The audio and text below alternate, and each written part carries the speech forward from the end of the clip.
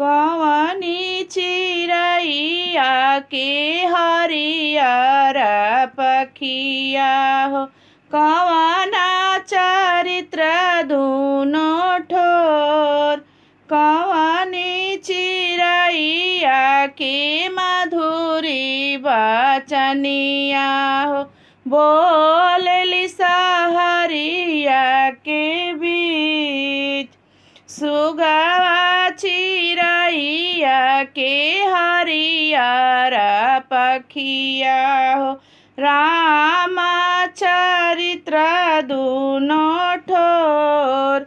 कोइलरी चिरैया के मधुरी बचनिया हो, बोलली सहरिया के बोल।